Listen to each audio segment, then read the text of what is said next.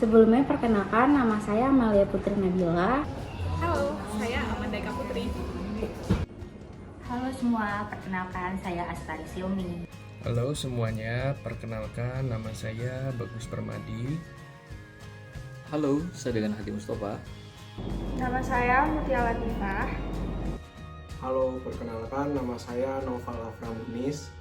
Halo semuanya, perkenalkan nama saya Novandria Turiski. Sebelum kita mulai penelusuran, mari kita pahami dulu apa itu kalimat efektif. Menurut para ahli, kalimat efektif adalah kalimat yang dapat menyampaikan pesan dengan jelas, tepat, dan mudah dipahami pembaca. Kalimat efektif ini memiliki 7 ciri utama, yaitu yang pertama adalah kesepadanan struktur, di mana subjek dan predikat itu jelas. Kemudian yang kedua, keparalelan bentuk, di mana bentuk kata yang sejajar. Kemudian yang ketiga, adanya ketegasan makna, di mana ide pokok itu menonjol. Kemudian yang keempat adalah kehematan kata, di mana tidak boros kata. Selanjutnya yang kelima adalah kevariasian struktur, di mana bervariasi agar tidak monoton. Kemudian yang keenam adalah kelogisan, di mana yaitu masuk akal. Dan yang terakhir adalah ketujuh, kepaduan gagasan, di mana saling terkait.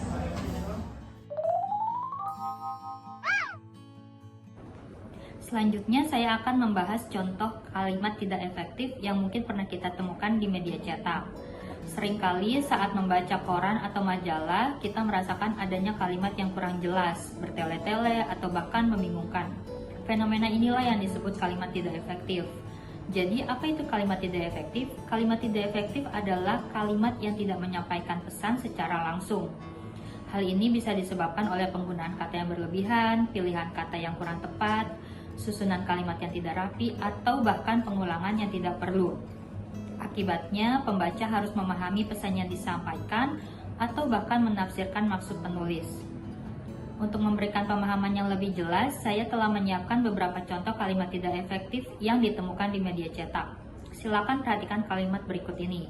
Contoh ini adalah kalimat yang berlebihan atau redundan. Terjadi insiden kecelakaan tabrakan mobil yang menelan korban jiwa meninggal dunia di jalan raya tersebut. Mari kita analisis kalimat ini secara cermat.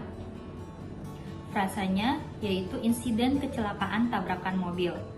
Mengandung pengulangan makna, jika sudah tabrakan mobil, maka ini adalah kecelakaan dan merupakan sebuah insiden. Frasa selanjutnya itu menelan korban jiwa meninggal dunia. Ini juga bersifat redundan, jika sudah korban jiwa, tentu saja berarti meninggal dunia.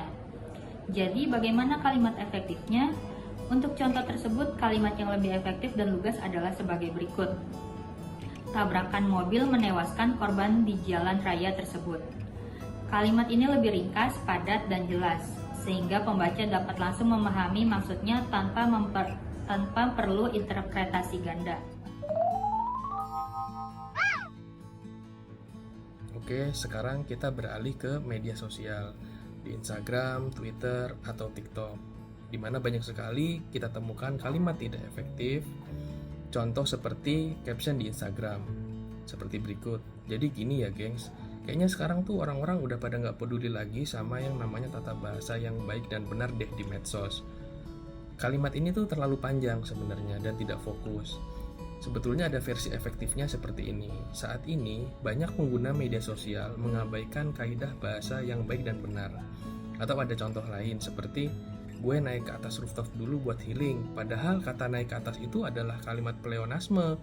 Sebenarnya dengan cukup kalimat dengan gue naik rooftop buat healing. Oke, jadi gitu ya guys.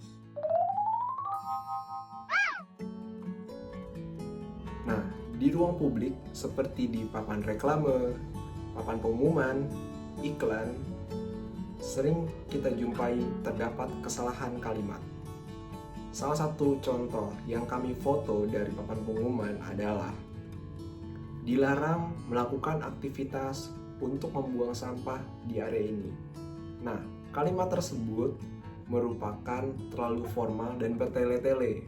Yang benar adalah dilarang membuang sampah di sini. Nah, kalimat yang tadi itu merupakan singkat, padat, dan jelas, dan tidak bertele-tele.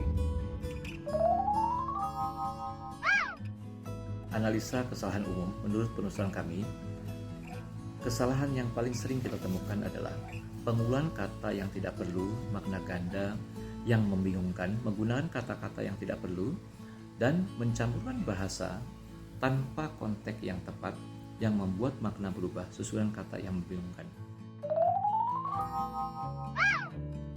Tips membuat kalimat yang efektif. Berdasarkan penelusuran kami, tips praktis membuat kalimat efektif. Yang pertama, gunakan subjek dan predikat yang jelas. Yang kedua, hindari kata-kata yang tidak perlu. Yang ketiga, pilih kata yang tepat dan mudah dipahami. Yang keempat, perhatikan tanda baca dengan benar. Yang kelima, buat kalimat yang logis dan berurutan. Dan yang keenam, hindari kalimat terlalu panjang. Lalu yang ketujuh, sesuaikan dengan konteks dan audiens.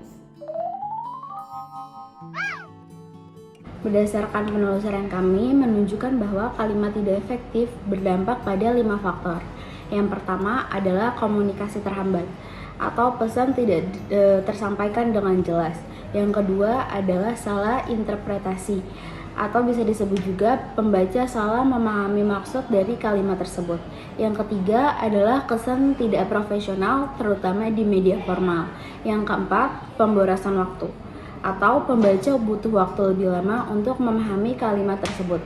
Dan yang terakhir adalah mengurangi kredibilitas atau bisa disebut juga penulis terkesan kurang kompeten.